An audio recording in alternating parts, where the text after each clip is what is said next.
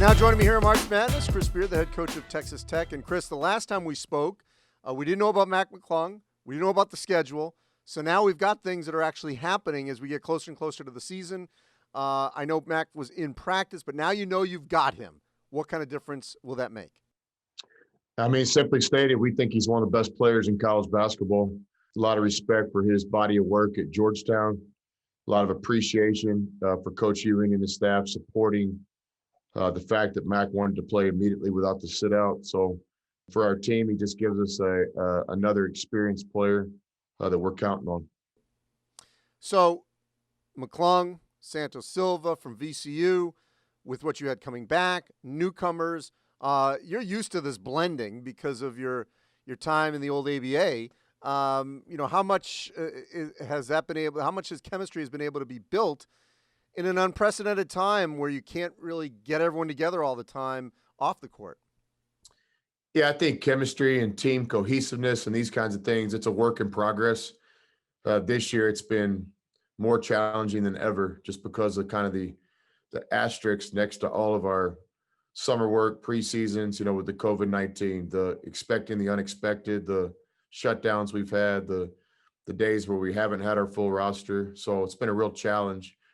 For us, it's an even more challenge because we're competing against teams, in our conference that have been together a long time. Baylor, definitely worthy of all the praise they're getting preseason. Experienced teams like Texas, Oklahoma, West Virginia, that return a lot of key players. Kansas is always Kansas. So the challenge for us is, can we catch up? Can we compete with these teams that have been playing together longer than we have? That's a work in progress. It's something we talk about every day, and we actively work towards it. Your shutdown with your team came much earlier in the offseason. Some of these teams are going through it right now, and that's really disruptive. How much did that shutdown create even more of a hunger and an appreciation for being on the court when they had to go through it, summer, early fall? Yeah, I think that's a big point in this whole deal that I don't think is talked about enough, is just kind of refocusing everybody in basketball, from coaches to players to fans, just understanding how lucky we are to be a part of this game. I think what we miss more than anything is just playing. I think several times this summer where they shut us down, then we finally got back together, there was just a joy when we were in the gym, players hugging each other and coaches excited to coach again. So to me, that was the biggest disappointing with the season ending last year, is just couldn't play the games. And so now there's obviously an optimism in college basketball. Look, we understand that we got a lot of things to get through. We understand how serious the COVID is. And but on the other hand, we're just really excited about the idea of being able to play here in a couple of weeks.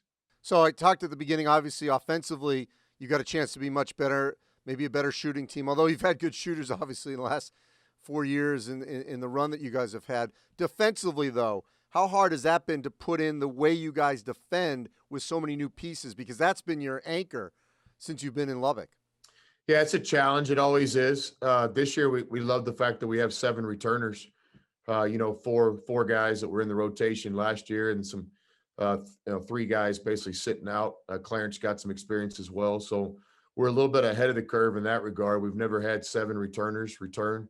We've already seen the benefit on that. It seems like even this summer in fall, in kind of pickup game settings, we were kind of running our defense, which was exciting. We like our length and our athleticism and our toughness. We're trying to figure out, where our rim protection can come from.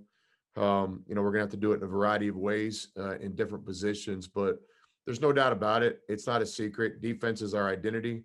It's the first thing we talk about in recruiting. It's the first thing we work on every day in practice. So as far as our defense takes us is probably as far as we'll go. All right, early on during the shutdown, what was either a hobby or an interest that you might have picked up, or even a show, because you had some time to do so? Yeah, that's a good one. So I've never been a TV guy ever.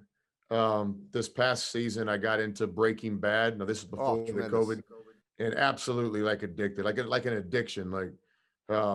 Andy, we would win a big home game, and I've always just really thrived for that time with my family, Randy, the coaches. I really enjoy that time. I mean, winning never gets old. When I was watching Breaking Bad, I would literally find myself after a win thinking, man, I can go home and watch a couple episodes of Breaking Bad. So that's kind of sick.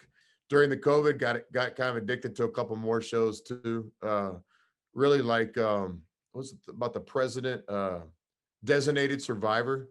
Watched a couple of those and just got addicted to it. So definitely TV has entered my life for the first time ever. I've never been a big TV guy. Other than that, just again, it's like that appreciation of things. You know, like I remember when they shut all the restaurants down in Lubbock, and then we finally hit the restaurants open. I was like the first guy in line, you know, to just get the chips and salsa. You know, then the same thing with basketball. They shut us down, and when they finally let us back to play again, it's just that appreciation to be back on the court, back with the guys. So I think it's kind of the simple things I think we miss most. All right, and lastly, because we don't know what kind of crowds you guys are going to have, what would be your walk-up song if you need to create some energy in the building without the human beings potentially doing so? That's a good one, man. We've been thinking about that. You know, of course, I defer to the guys with what's hip right now and what's in. I always kind of go back to that Final Four team. We had Roddy Rich and Down Below and some songs that are really emotional for us. Recently, I was even spending some time with a couple of our guys the other day, talking to them like back in my day when we came out to Welcome to the Jungle or you know, Another One Bites the Dust, these kinds of things. So I think what we're going to try to do here at Tech is diversity. We've always been a big diversity in terms of music. So I think we got to have that stuff that the student body will enjoy, but also the older crowd. So I think we pride ourselves in kind of being very diverse when it comes to music. Well, whatever you choose, I know it certainly will be entertaining. Appreciate it, Chris, and we'll be looking forward to seeing how the Red Raiders all come together. Thanks, Andy. See you soon.